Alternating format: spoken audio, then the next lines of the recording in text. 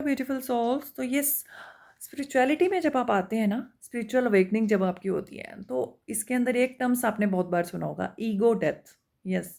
तो ego death के ऊपर हम थोड़ा सा बात करेंगे इसमें। तो ईगो डेथ पता है आपकी कब होती है? कि जब आपको ये चीज़ें समझ में आ जाती हैं, आप मान लीजिए फॉर एन एग्जांपल किसी रिलेशन में हैं, तो वहाँ पर अगर आपके बीच में कोई फ़ाइट होती है, कुछ ना कुछ इश्यू क्रिएट होता है या मिसअंडरस्टैंडिंग होती है, तो उसके बाद क्या होता है ना, झट से हम सामने वाले पे ब्लेमबाजी कर देते हैं। वो हमारा ईगो होता है। यस, उस टाइम पे हमें समझ में नहीं आता है कि वो ईगो है। शायद आप सब कुछ अच्छे से दे रहे हैं, आपको आप अपनी कॉन्शियस में नहीं हैं, आप सब कुछ प्रोवाइड कर रहे हैं, लव भी दे रहे हैं, केयर भी दे रहे हैं, सब दे रहे हैं, बट यस साथ-साथ आपका एक एक्सपेक्टेशंस भी कनेक्टेड हैं साथ में कि यस मैंने ये दिया तो मुझे ये मिलना चाहिए। दैट इज़ मीन्स आप एक तो एक्सपेक्ट कर रहे हैं, दूसरा ब्लेमबाजी कर रहे हैं कि मैंने इतना दिया तो मिलना चाहिए। That is conditional. Everything is conditional there कि यस, और साथ कंडीशनल जब हो जाती है तो मीन्स आपके अंदर ऑटोमेटिकली उस टाइम पे ईगो है कि मैंने ऐसा किया तो मुझे ये मिलना चाहिए। ठीक है? तो आपका कहीं न कहीं ईगो होता है जो आपके सर पे चढ़कर बोल रहा होता है। जैसे ही कोई क्लैश हुआ, आपने अपनी तलवार निकाली और यस अलर्ट लेकर खड़े हो गए। यस, उसने मेरे साथ ऐसा किया या फिर फ़ाइट की, तो अब उसका फ़र्ज़ बनता है मुझे आकर के मनाए, मेरे साथ ये बिहेवियर होना चाहिए, मुझे इस ढंग से प्यार करें। बट ये सबकी थॉट प्रोसेस सब अलग है।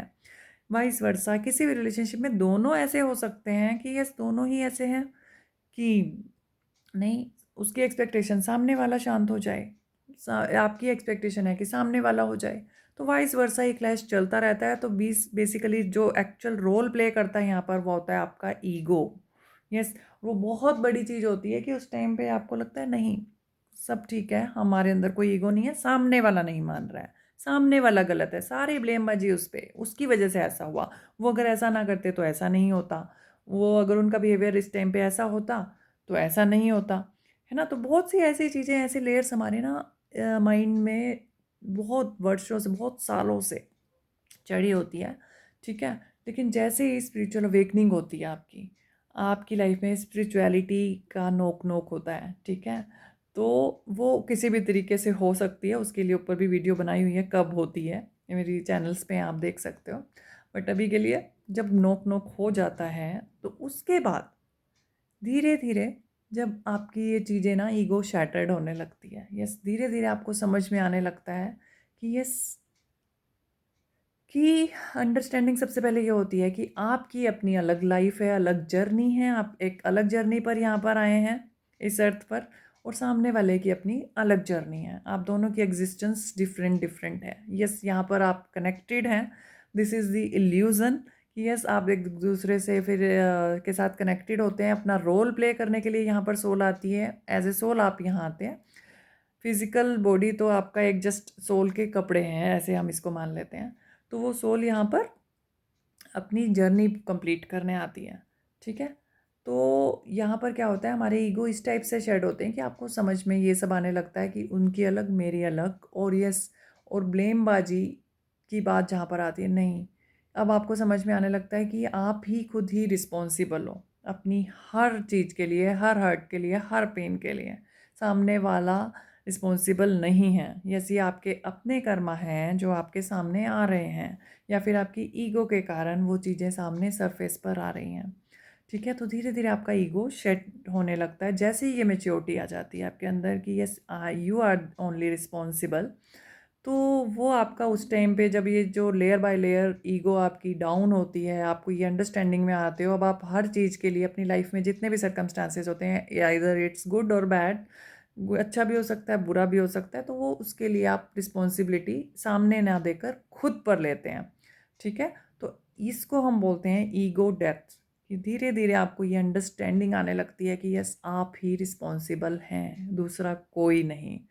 तो नेक्स्ट टाइम जब भी आपको ये थॉट आने लगे कि ये सामने वाले ने ऐसा करा है, उसे ब्लेमबाजी करने लगे, तो एक थोड़ा-सा ना हल्का-सा अपने माइंड पे ना एक टैप कर देना, तो और फिर बोलना खुद से कि नहीं, मैं ही रिस्पॉन्सिबल हूँ, है ना? और कोई मुझे हर्ट नहीं कर सकता। I am responsible, I am mature enough, I take the responsibility. और बस फिर देखना जैसे आपका ना मन अपने आप ही शांत होता चला जाएगा, क्योंकि अब ब्लेमबाजी से आप दूर हो चुके हैं। ठीक है, तो उस पर्सन को आप वननेस होकर देख पाएंगे कि यस, उसकी अपनी जर्नी है, मेरी अपनी जर्नी है। ठीक है, तो इस टाइप से हम हमारी ईगो की डेथ होती है लेयर बाय लेयर जब आप स्पिरिचुअल अवेकनिंग में आते हैं।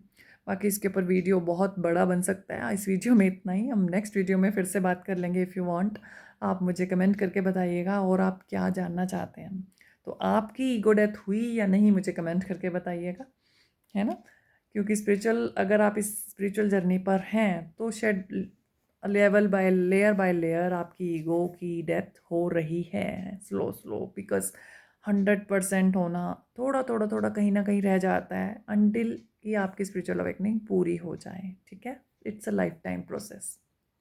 बट अगर आप इतना भी समझ गए ना कि ये सबकी अपनी अलग अलग जर्नी है और आप यहाँ पर सिर्फ रोल प्ले करने आए हैं, तो बस आपकी लाइफ बहुत इजी हो जाएगी। यस, एंड ब्लेम बाजी किसी पर नहीं करनी, टेक योर रिस्पॉन्सिबिलिटी।